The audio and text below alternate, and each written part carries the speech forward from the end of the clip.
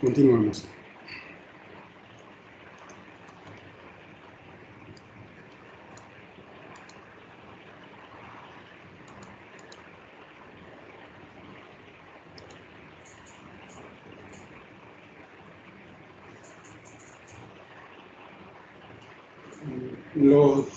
Continuando con los dispositivos periféricos y otras opciones del comando LSPCI es "-b", o "-b". Cuanto más caracteres B tenga, más detallada vamos si va a ser la salida. En este caso está usando la información del la Ethernet. Si no me equivoco, se cerró nuevamente, un reset.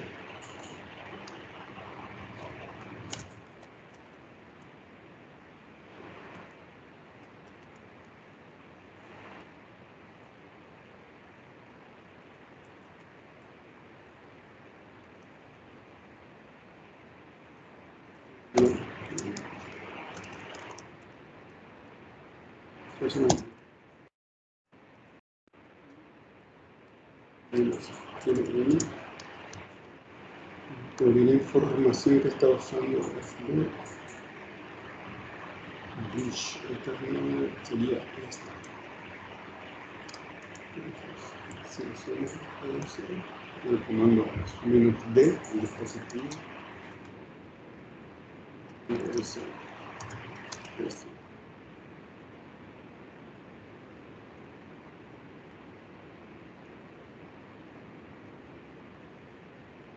"-d".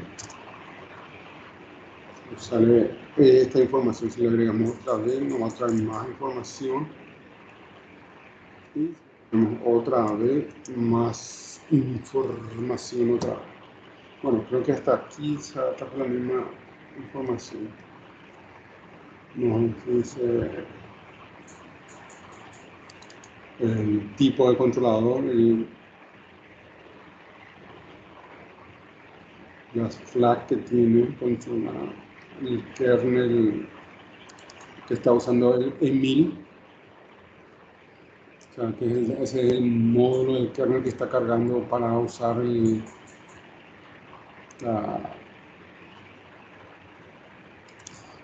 la controladora, vamos a decirlo.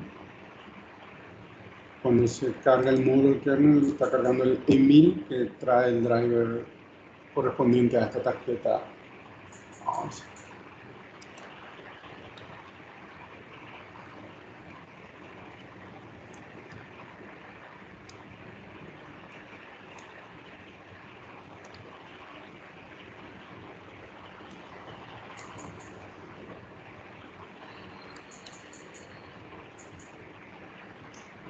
Así como tenemos un LSPCI, hay un LS-USB, lo que nos va a estar mostrando va a ser los dispositivos USB que tengamos conectados al sistema.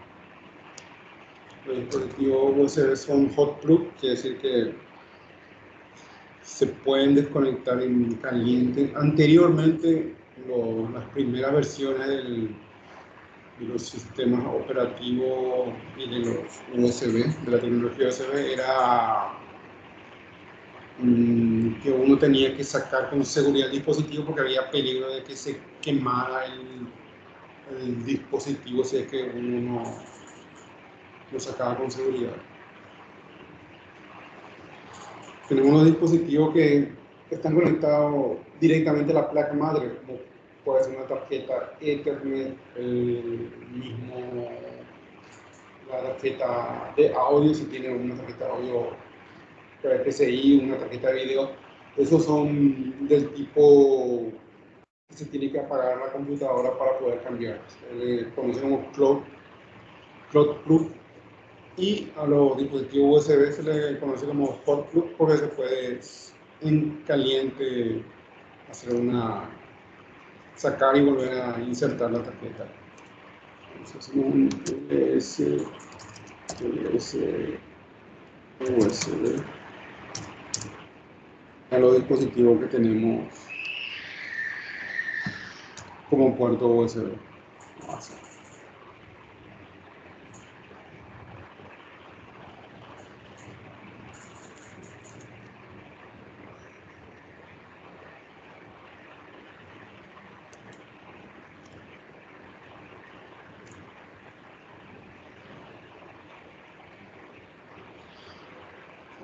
Como el anterior comando también tiene su modo verbose, que podemos ver más dispositivos o sea, más información sobre el dispositivo. Y nos va a ir trayendo toda la descripción del dispositivo. Creo que sí, agarramos, seleccionamos esto, le decimos ls USB -D, que es el dispositivo, si es igual, menos D, nos va a adaptar solamente a ese dispositivo. Okay, sí, trabajo de este dispositivo, toda la información, no sé si con más D va a ocurrir lo mismo.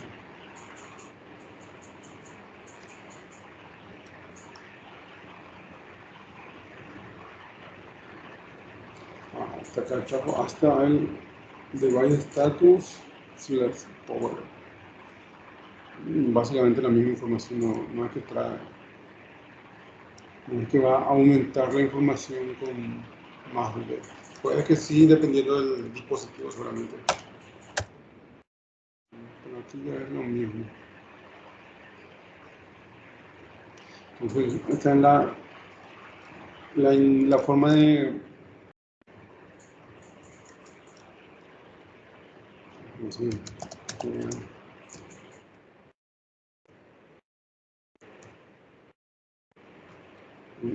uno si quiere entrar por cada dispositivo tiene que reconocer el ID del dispositivo. No sé si funciona de la misma forma que el otro, que era NN. Solamente tiene verbose, device, menos de vendor, va a ser el ID más número de producto. Y con la B nos muestra el menos B mayúscula para la versión del software, vamos a decirle. O sea, el LSUS, la versión que está usando del software. Creo que si hacemos el S tap. Vale.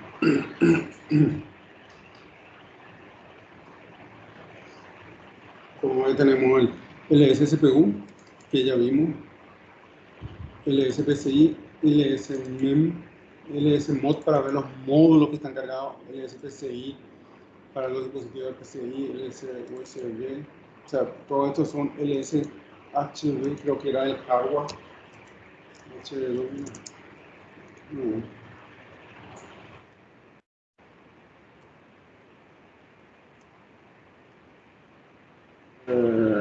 Mod, si es que quieren ver los módulos que están cargados en el kernel, con este vamos a poder ver los módulos que están enlistados, o sea, el flag que tienen. Ese mem es para la memoria, creo. ¿Qué pasó? Sí, le dice la tamaño del bloque de memoria 128 de la memoria del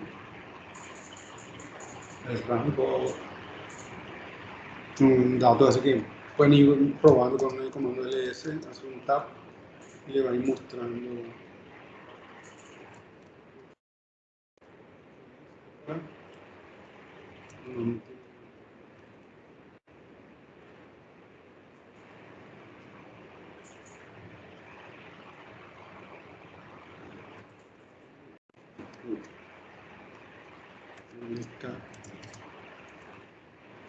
Con ese comando pueden ver los discos con el SPLK. Le va a traer, por ejemplo, el disco duro, de cuánto tamaño es, las particiones que tienen ese disco, y si hay otro disco duro le va a salir acá, en este caso SR, por el CD-ROM seguramente. Y esto puede variar de acuerdo a la distribución de Linux que tengan y al hardware también.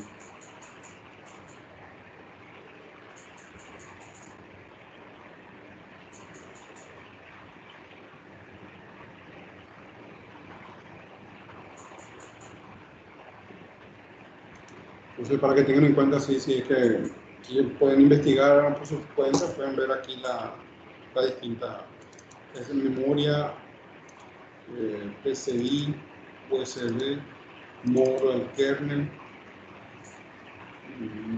CPU ya mismo, y este para los discos duros. El LSD, no me acuerdo si era para algo. Creo que es tiene otro. LSD.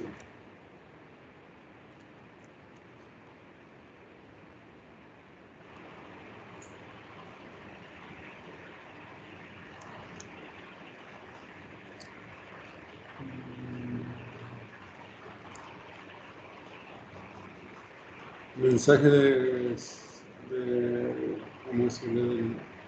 De la memoria, ¿no? El número de mensajes que tienen en cola, el tamaño de segmento compartido de memoria, para ver cómo está un poco estructurado los semáforos y tamaño mínimo y segmento que usa la memoria. Un comando bastante interesante también, si uno quiere analizar cómo está trabajando los valores que tiene la memoria en ese momento.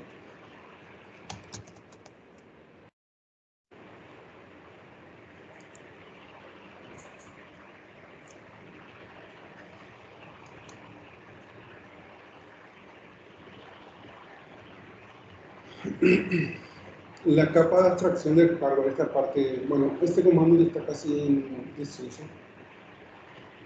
Creo que ya la mayoría de las nuevas instrucciones ya no traen más, pero anteriormente se usaba mucho el HAL o el Hardware Abstraction Layer o la capa de abstracción. Para ponerlo en contexto, es un demonio, un demon que va trabajando y que va recolectando los distintos eventos de los dispositivos y permite ver los dispositivos que están detectados por el HAL, el comando LS-HAL. Como vieron, no hay este comando en nuestra máquina. O sea, si hacemos un ls, no hay un ls-HAL. Ya está, vamos a decirle, en desuso prácticamente. En versiones anteriores de Linux, distribuciones anteriores, perdón, de Linux, sí había este comando que era que permitía ver los mensajes, vamos a decir, de entre el bus principal y los dispositivos, una forma de abstracción. O sea, hay una forma de abstracción. Ya esto se está usando de otra forma.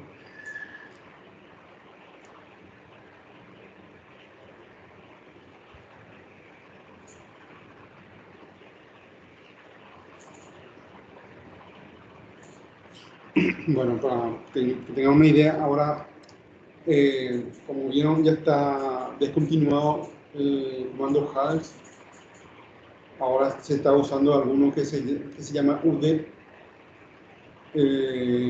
Otros utilizan un enfoque más moderno como son el System-D, System-D, UD. Creo que en este está usando el System.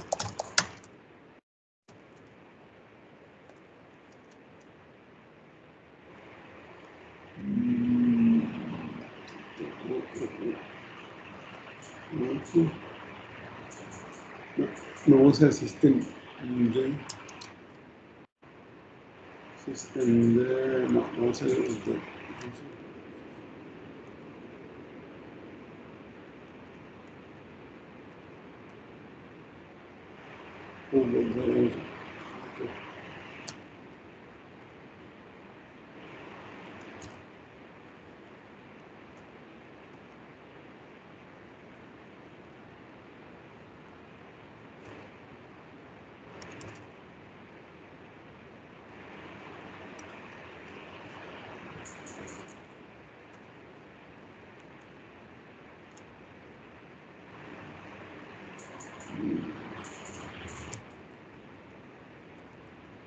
No.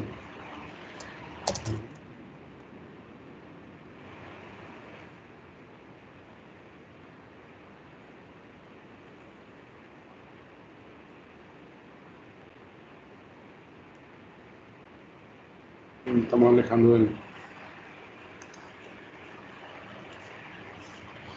No.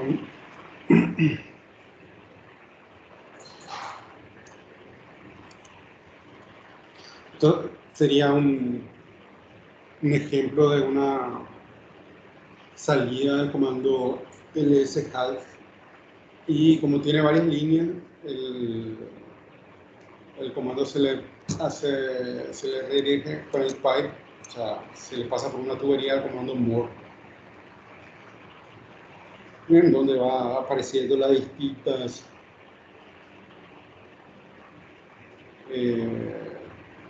vamos a decir, los distintos dispositivos y cómo se conectan. Realmente ponerse a analizar ahora mismo esto es un poco ya innecesario, como ya el comando ya no está presente, salvo que tengan una distribución de un CentOS 5, creo que CentOS 6 todavía traía el LS-Half, pero ya traía también el UDEP para poder monitorear estas cuestiones. A modo que sepan que existe un comando que se encarga de mostrarte las interacciones que hay entre el sistema operativo y sus distintos módulos o distintos hardware, la forma de que se complementan.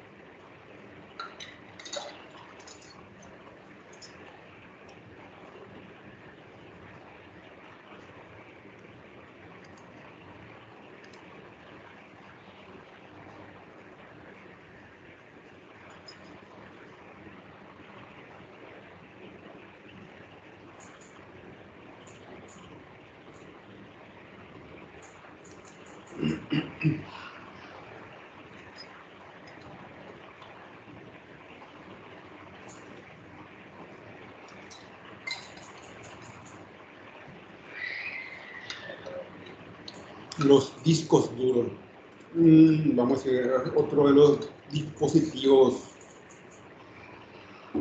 necesarios para el funcionamiento de una distribución de Linux, porque en algún lugar tenemos que alojar el sistema operativo y todos los datos, ya sea Linux, Windows, Mac, o no sé si existe otro sistema operativo, necesitan de un lugar donde alojarse y almacenar la información de la instalación y del usuario.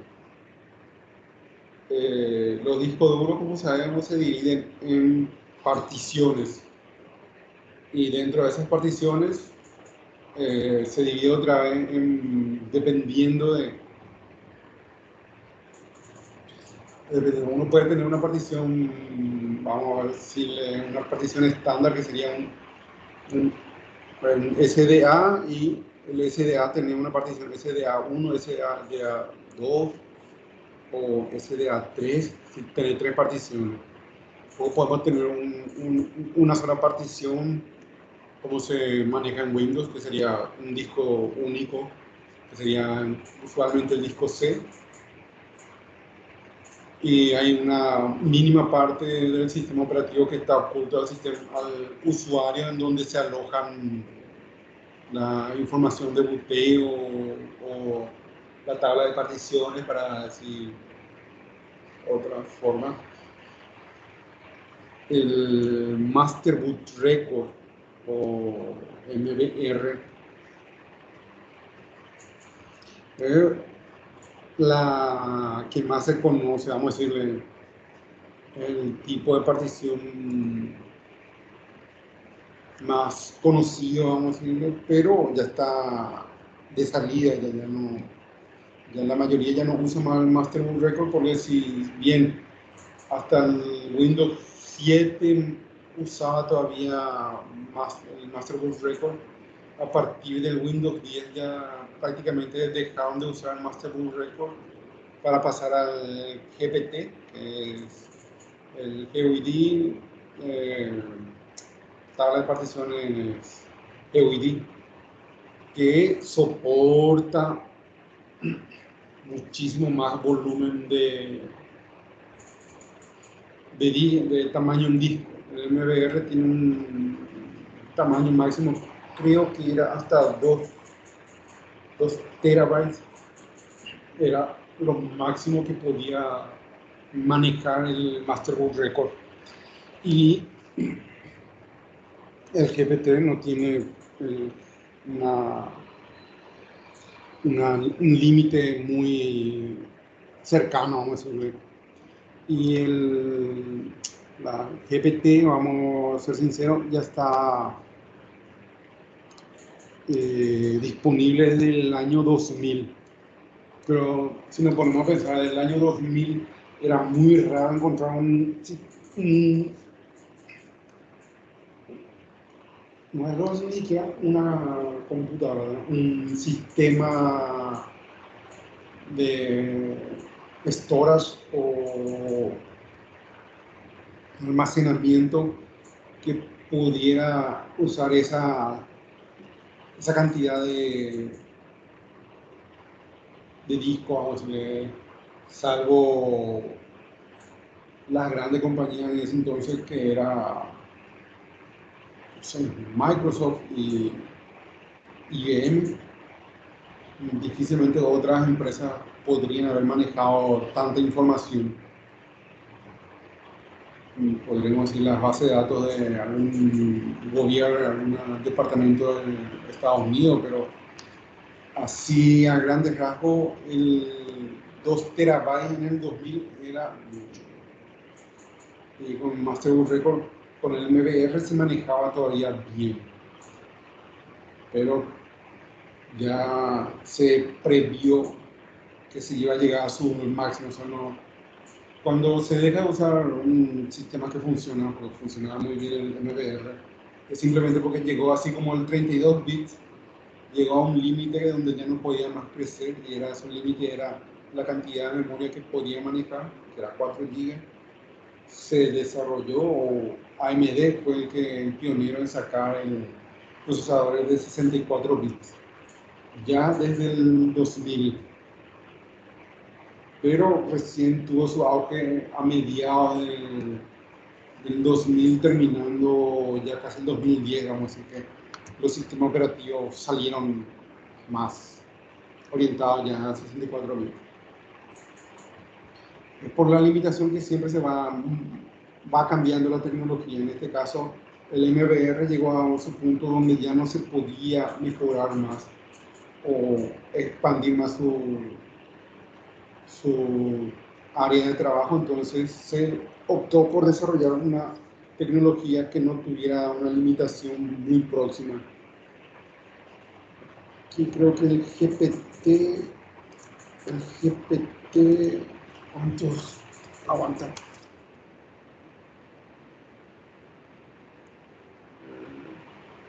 Versus.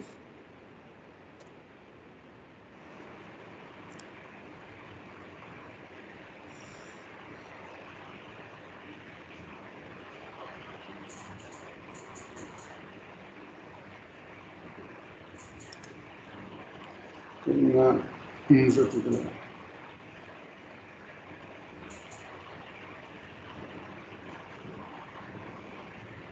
Soporta el GPT en teoría.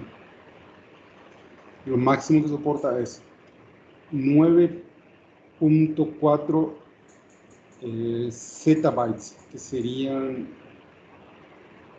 un zettabyte es equivalente a 1 billón de terabytes, una cantidad absurda de espacio que seguro que vamos a llenar en algún momento. Bueno, ese es el límite del GPT, de la tabla de partición GPT.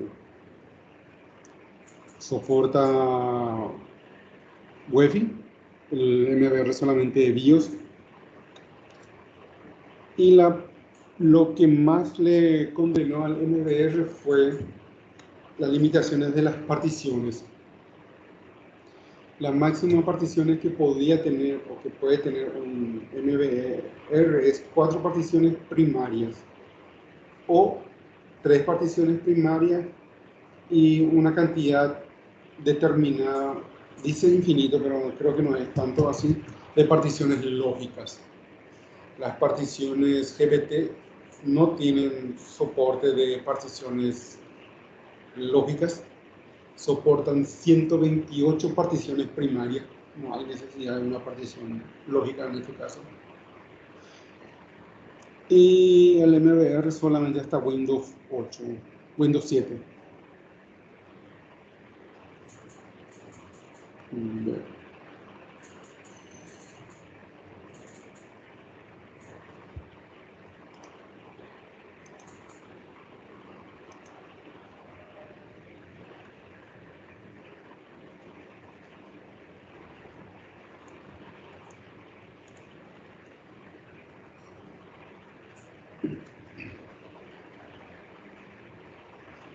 Bueno, los comandos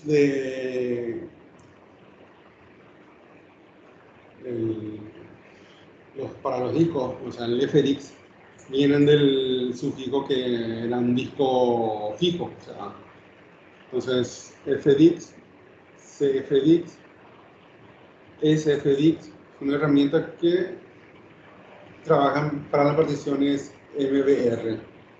Y para las particiones GPT se usa el GDIX, CGDIX y el SGDIX. Básicamente son la misma comando, o sea, el FDIX también se puede usar para particiones GPT. No hay mucha diferencia, pero es preferible hacer volumen de disco muy grande, ya que sobrepasa los 2 teras en la partición primaria o una partición. Se recomienda usar el GSDIX.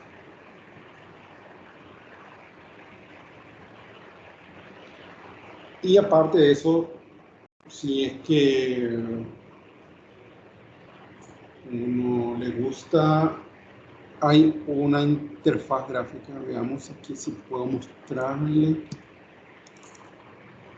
Vamos a ver si trae instalado, porque de repente no trae instalado, que es el Gparted, que es un gestor de particiones visual. Si ya usaron, es una herramienta muy versátil. Veamos. Aquí estamos.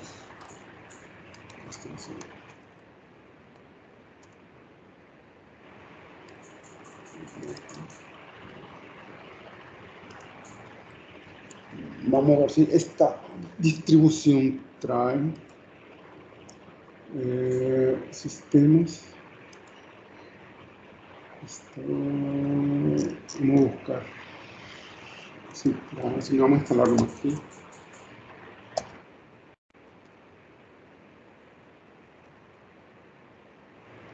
Vamos a software, gestor de software.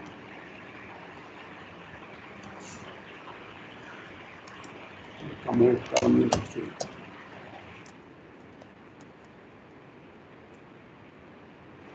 tardar un ratito, mientras que buscamos.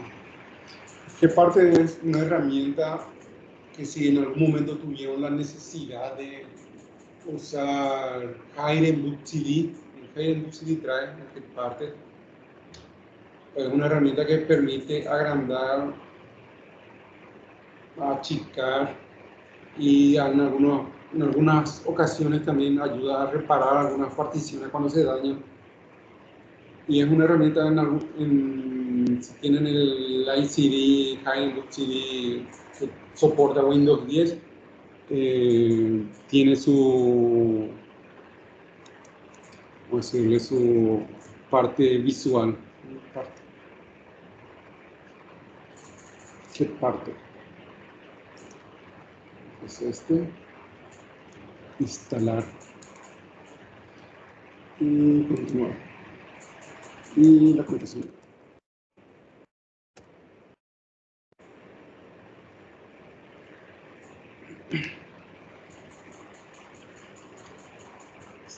Como ven acá en la imagen, es algo que nos permite, si nosotros seleccionamos acá, podemos mover, subir.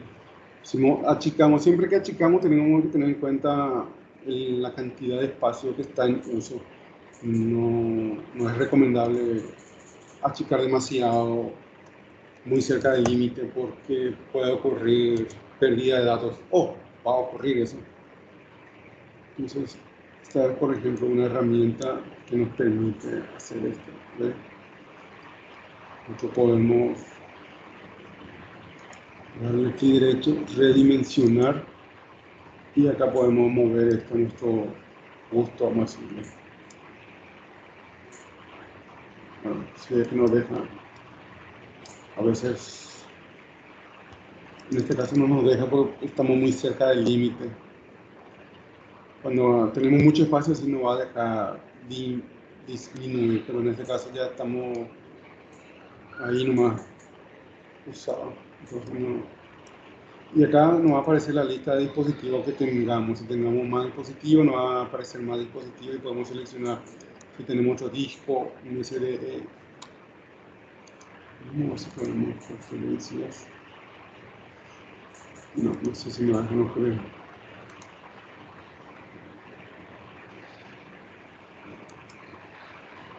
Creo que el VirtualBox nos deja almacenamiento y exacto. No me deja crear acá, sino las versiones, vamos a decirle, VMware y Red Hat Virtualization Management y Hyper-V que dejan agregar un disco duro en caliente, vamos a decirle, a las nuevas máquinas virtuales. Esta no soporta todavía, pero bueno. Para un ejemplo es el programa que si uno tiene puede en forma gráfica gestionar sus particiones, formatear y hacer lo que quiera desde ahí.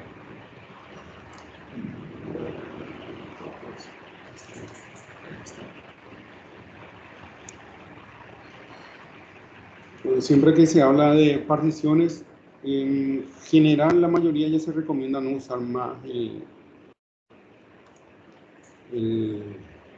MBR para las nuevas distribuciones, ya sea Windows 10. Bueno, lo que sea Windows ya maneja automáticamente el sistema operativo. Windows ya te particiona con el que es recomendable por ello. Pero Linux creo que todavía hay algunas distribuciones que te permiten usar el MBR y no el GPT. Así que para que tengan en cuenta eso. Si es que van a usar discos de mucha... Por ahí están instalando un sistema operativo que está pensado para hacer un servidor de base de datos, pero están instalando solamente ustedes el sistema operativo y otro grupo va a ser el que se va a encargar de instalar la base de datos. Entonces, uno de los requerimientos que tienen que ver es cuánto están pensando que va a escalar ese disco, ese sistema operativo, esa base de datos. Si están pensando usar un sistema file server que va a crecer exponencialmente hasta los 7, 8 teras, entonces a ella no, el MBR ya no le va a servir. Van a tener que particionar pequeñas particiones de disco duro en 2 teras, vamos a hacerle en 2 terabytes, para cuando pueden simplemente usar el GPT y crear una partición de 4 teras, otra de 8, otros 4 teras y tener así. Por eso siempre es recomendado cuando van a hacer una instalación en un servidor de producción saber para qué se va a usar.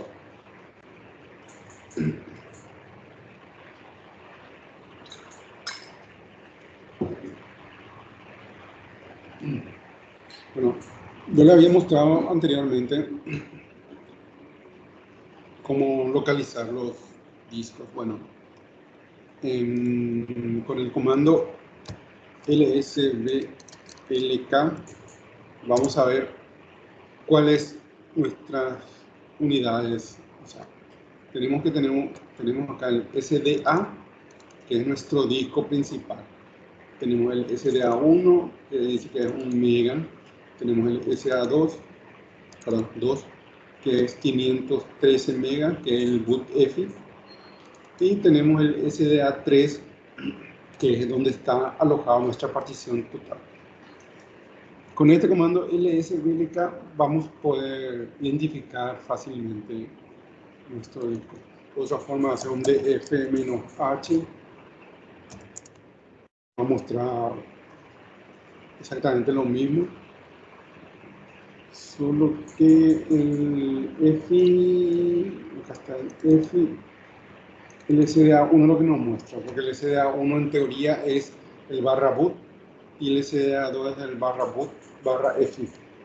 Entonces usualmente nos muestra, pero si queremos hacer, también podemos hacer un ls /det /sd y ahí nos va a mostrar todo lo que hay. Si nos va a mostrar todo lo SDA. Si eliminamos este, nos va a mostrar, igual nos va a seguir mostrando todo lo SD.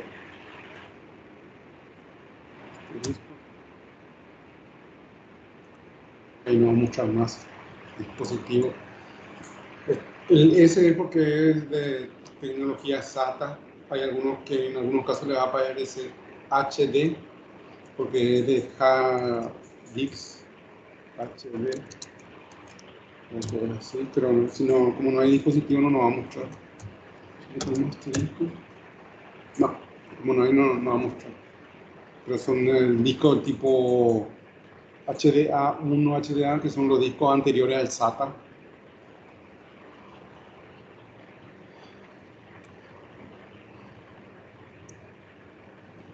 En algunos casos va a ser DDA, cuando algunas distribuciones o algunos hipervisores tienen una integración. Al menos el hipervisor de Linux Red Hat Virtualization tiene, es el BDA, vamos a hacer eso.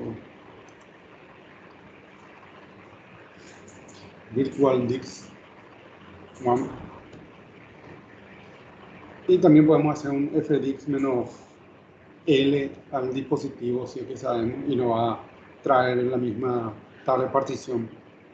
O sea, sería lo mismo que hacer un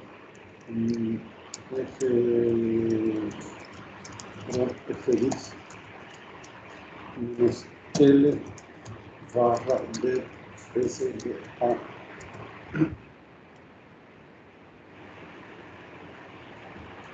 Nos va a traer así. Recuerdan, este comando es mucho más entendible, vamos a decirle, mucho más intuitivo y más amigable, digamos. Y acá nos va a decir dónde está montado. Este nos dice que está en el barra, este está en el boot /F y SDA, que no simplemente es eso.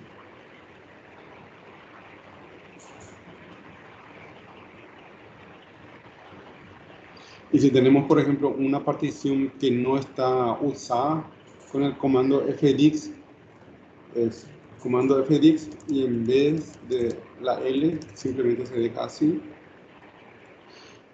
Y ahí entraríamos en la partición. En este caso, este disco ya está completo.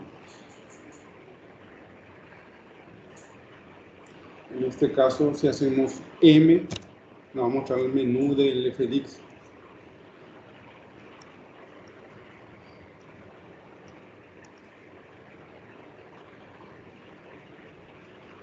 Y con P, sigue siendo igual, con P debería mostrarnos imprimir las particiones que tengamos. En este caso no vamos a hacer nada y vamos a salir nomás con Q. Esta. Una forma de ver un disco duro.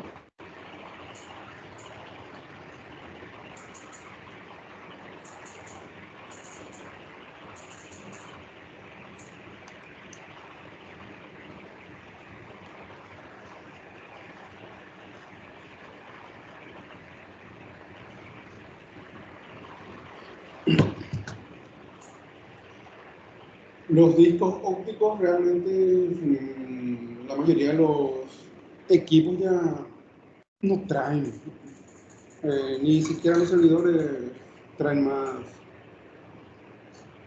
unidades CD-ROM. Si uno quiere instalar un sistema operativo, directamente lo hace desde un pendrive. Pero en algunos casos se tiene un CD-ROM y va a necesitar un reproductor. Entonces ahí, por ahí de repente, dependiendo ya, esto ya es muy subjetivo y depende mucho de la distribución de Linux. En algunos casos le va, si tiene el CD-ROM, el dispositivo de CD-ROM, al introducir el disco, le va a preguntar qué hacer, en algunos casos. En otros casos simplemente no va a hacer absolutamente nada y uno va a tener que montar el dispositivo de forma manual. Las distribuciones más nuevas ya nos pide, ya automonta, y si y abre una carpeta, o sea, abre un gestor de archivos. En Windows usualmente nos pregunta qué queremos hacer, si queremos reproducir algún video, si es audio, si es algún archivo, nos va a preguntar qué hacer, y si es un instalador, va a tratar, siempre y cuando esté firmado por Microsoft, va a tratar de va a lanzar el instalador. Usualmente, dependiendo de la distribución, va a estar en la carpeta media.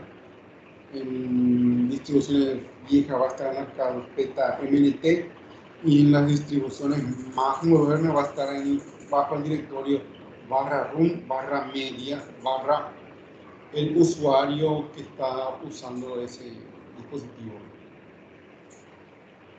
Y ahí se va a montar el archivo. Usualmente cuando uno usa todo, lo que le da un eject al disco y sale, ya desmonta la distribución de Linux.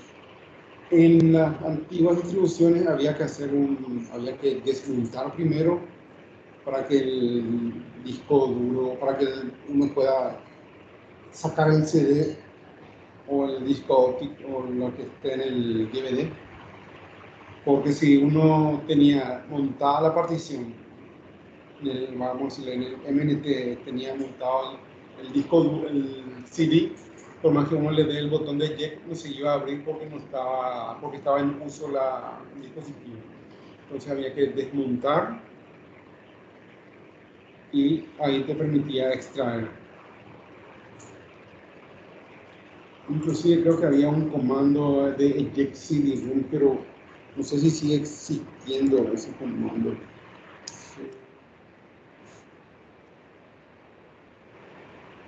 Bueno, creo, no existe. Como no te permitía eyectar el CD-ROM desde la consola.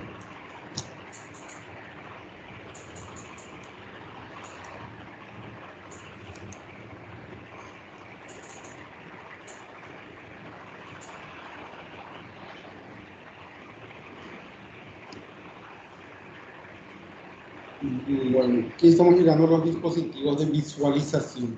Como recuerdan, la mayoría de los dispositivos de visualización de las computadoras de escritorio normales,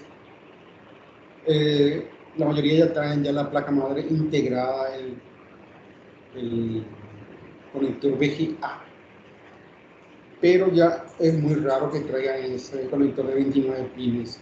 La mayoría de las veces ya traen o sea, de 15 pines, y el de 29 pines es el que es un conector blanco que tiene una forma un poco peculiar, que está siempre al lado del VGA, que es el conector azul, el normal, y que tiene 29, que es el DVI. Este conector DVI no fue muy bien aceptado, vamos a decirlo. La mayoría de las fabricantes seguían manteniendo el VGA, hasta que salió el HDMI, que es el que ahora más tiempo se está manteniendo. Bueno, el HDMI está en DisplayPort, que son otros. DisplayPort es una mejora del HDMI otra vez, pero a su vez es un estándar que no todas las marcas de monitores usan. Más se encuentra el VGA y el el HDMI.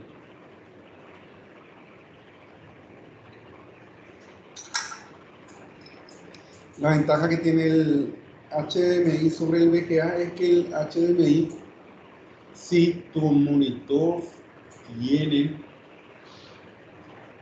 o sea, supongamos que ustedes están conectando su computadora que tiene una salida HDMI a un televisor. El televisor tiene parlantes incorporados, entonces el HDMI entre los cables que tiene dos cables de salida de audio y audio de sonido, digamos.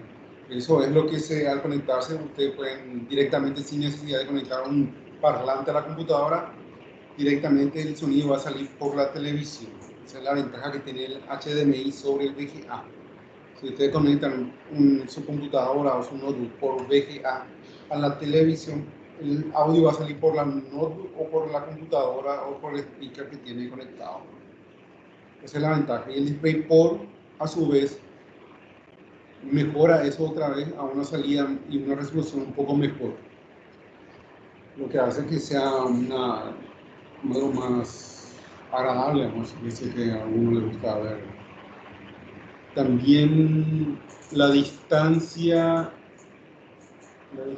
creo que, no me acuerdo cuál, creo que el HDMI es el que más largo se puede usar.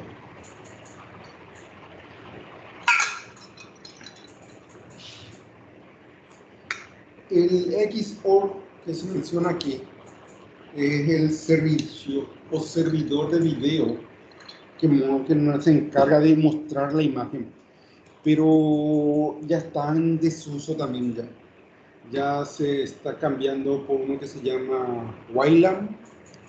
Vamos a ver, creo que veamos qué usan. Configuración. Acerca de sistema. A ver si podemos mandar un poquito más.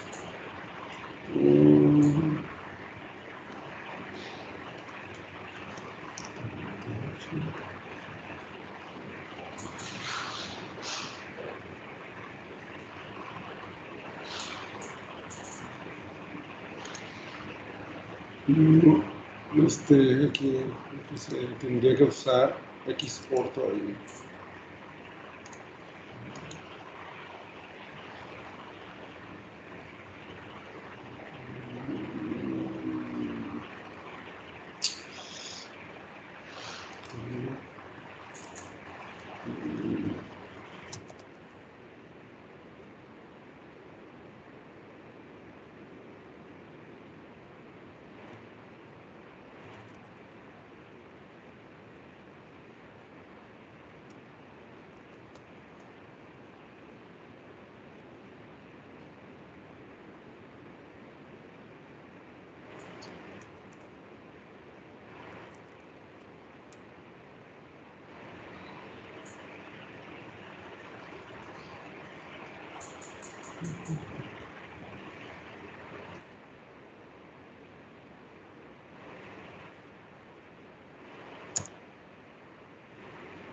Hasta luego, ¿qué le parece? Una fecha. Estamos.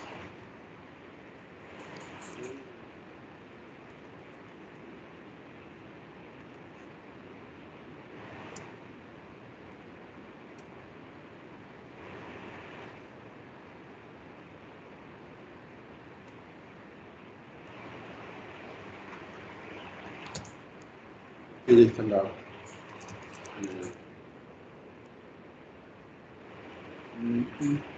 Vamos a ver qué disco está usando.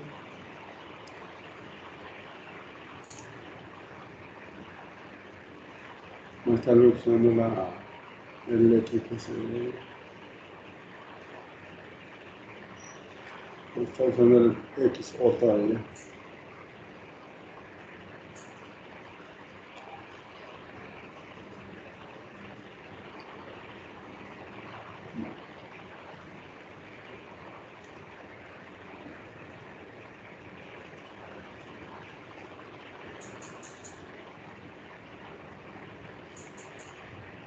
Con este comando neofetch también pueden ver algunas, como ver la distribución, el kernel, cuánto ahora está prendido, los paquetes, el shell, la resolución de la pantalla. Y este está usando este gestor de video, o sea, no es el XOR y el X11 es el XFMV4, WM4. Hay otro que es el Wayland, que ahora la mayoría están usando la distribución de Linux, pero hasta a modo de información. Entonces, lo más probable es que si en alguna distribución nueva Linux ya no exista ninguno de estas configuraciones, sino que sea otro en el directorio.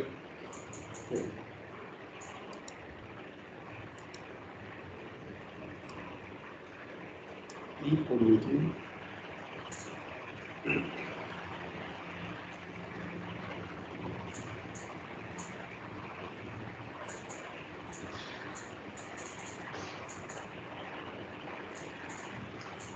para gestionar los dispositivos, lo que hace Linux es cargar el software o el firmware al módulo del kernel. La forma más óptima que tiene. Si no soporta, sin drivers, por ejemplo, tengamos una tarjeta de video tipo la Nvidia, por lo general ellos traen un driver privado, vamos a decirle, un driver cerrado, que si instalamos eso puede funcionar bien o puede que no funcione bien, dependiendo ya mucho de la distribución de Linux. Hay distribuciones de Linux que no son compatibles con los drivers de Nvidia. Hay que usar otro tipo de drivers que son drivers de la comunidad, vamos a decirlo, que hay que ir buscando únicamente para que funcione. Y AMD, creo que la mayoría de los drivers ya son un poco más abiertos, de código abierto, para que se pueda usar correctamente en Linux. Por eso es que muchos de los drivers que no se pueden cargar en el kernel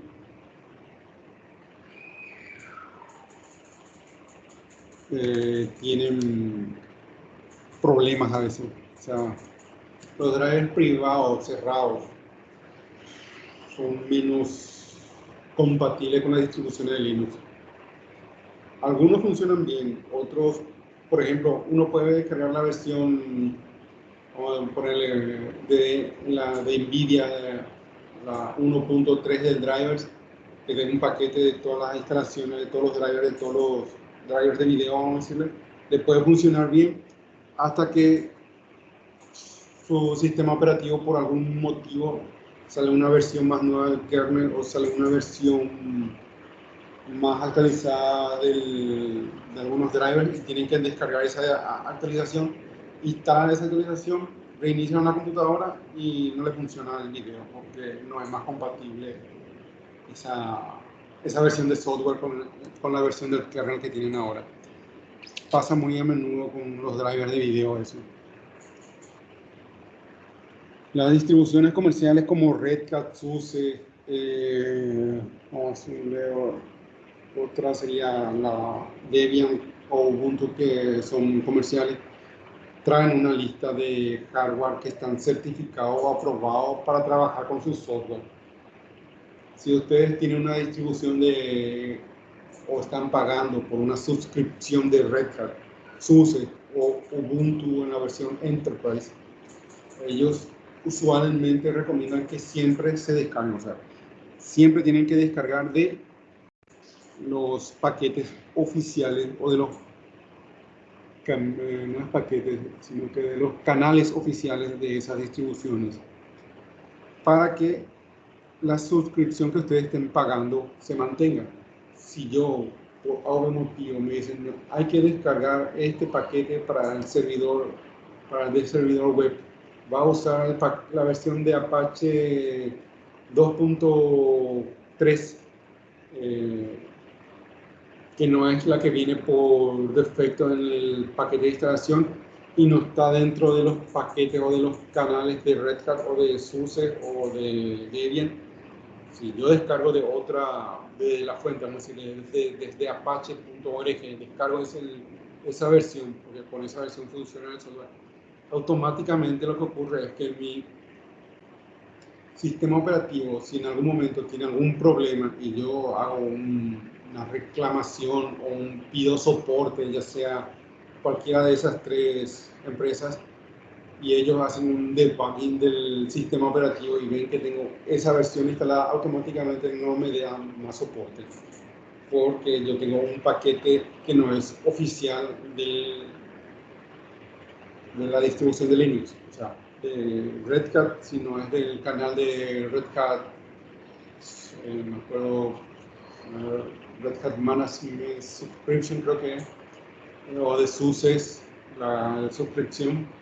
Si yo no tengo descargado de ahí, lo más probable es que si tengo un problema, no es lo más probable, lo que va a ocurrir es que no te van a dar soporte.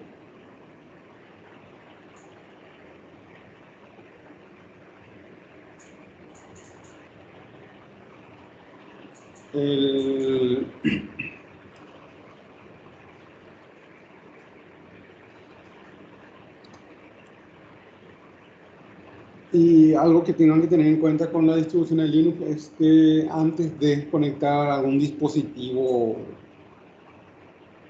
a Linux tienen que ver si tiene soporte. Porque si es un dispositivo muy nuevo, supongamos una tarjeta de video de las nuevas de ahora, le conecten, lo más probable es que no haya algún driver compatible todavía hecho y puede que no funcione. Entonces, tienen que tener eso en cuenta. Si van a conectar algún hardware, tienen que consultar o ver con la distribución de Linux si tiene algún soporte o hay algún tipo de soporte por la comunidad, ya sea si es que una distribución open source, o sea, una distribución de escritorio, si una distribución de enterprise, están perdiendo su tiempo porque la distribución es basada en la enterprise, están retrasadas un poco más de las que están versiones desktop. Entonces, si le ponemos una tarjeta de video o una tarjeta de red muy nueva, lo más probable es que no reconozca ese hardware, para que tengan en cuenta. Y yo digo que este es el componente más importante de toda computadora, la fuente de poder. Pues sin esta no funciona nada. La fuente de poder tiene que tener en cuenta dos cosas. Tiene que ser autovoltaje. No podemos más comprar fuente que sea conmutable, o sea, que nosotros tengamos la posibilidad de cambiar de 110 a 220. Esa tipo de fuente ya no debería existir. La fuente mínima para un trabajo de oficina tiene que ser de 500 watts reales. Menos de eso, y con certificación bronce, menos de eso es un peligro. Ponemos en peligro nuestra inversión. Supongamos que estuvimos ahorrando por 6-7 meses para comprarnos la placa madre, después nos compramos el procesador, después nos compramos la memoria, después el disco duro y al último compramos una fuente genérica. Primer corte de luz que viene, se quema toda la placa madre. Perdimos la inversión que estuvimos haciendo. Entonces, uno de los puntos principales que quiero que tengan en cuenta es que si van a hacer una inversión grande, siempre tengan en cuenta la fuente de poder. Es muy importante que sea una fuente que tenga por lo menos una certificación bronce y que sea mínimamente de 500 watts real, porque los nuevos procesadores le van a pedir los gráficos, las tarjetas gráficas que se conectan a la fuente de alimentación requieren, dependiendo de la tarjeta gráfica que tengamos, le va a pedir que tenga un mínimo de potencia, y después los periféricos que conectamos también van a necesitar su fuente de alimentación o su energía que sea estable. Entonces, para que tengan eso en cuenta. parece algo sin importancia a veces, pero es uno de los elementos más cruciales a la hora de proteger nuestra inversión. Una fuente en buen estado, una fuente de buena capacidad, puede que nos ahorre muchos dolores de cabeza. Me pasó una vez que tenía una computadora en un trabajo, que tenía que, con los gabinetes, eso, vamos a decirle, satélite, viene ya el kit, vamos a decirle, y tenía la fuente ya de esa. Y tenía una computadora que cada 2, 3 semanas o cada 15 días en algunos iba cambiando. Alguna vez era cada 15, otra vez cada un mes aparecía pantalla azul y la computadora no había forma de que arrancarlo por un tiempo. Probaba, aprender a apagar, después prendía. Le cambié la placa, le cambié el procesador, le cambié todo lo que se podía cambiar a la placa, a la CPU le cambié. Lo único que no le cambiaba era la fuente, hasta que no sé por qué, dije, ¿por qué no le cambié la fuente primero? Si era, al cambiarle la placa y darme el mismo error, ya me tuve que dar cuenta que ese era el problema, era la fuente. La fuente entregaba en una de sus fases, no entregaba toda la potencia.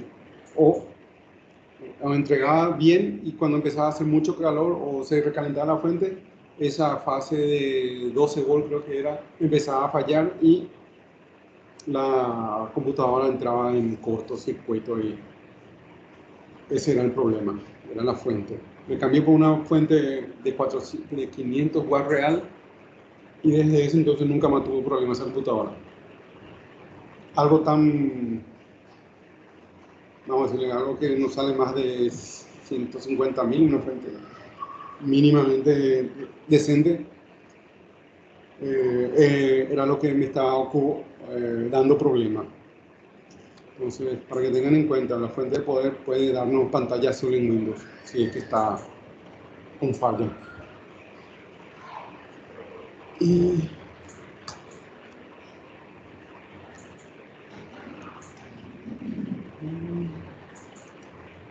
ya, eso es todo lo que el capítulo de hoy, que era un capítulo muy teórico, vamos a decirle, uno de los pocos que quedan, que tiene que ver mucho con el hardware y cómo Linux interpreta o cómo Linux maneja el hardware. Si no hay ninguna duda, consulta, vamos a dar por terminado la presentación de hoy y vamos a vernos la clase que viene con el capítulo 11.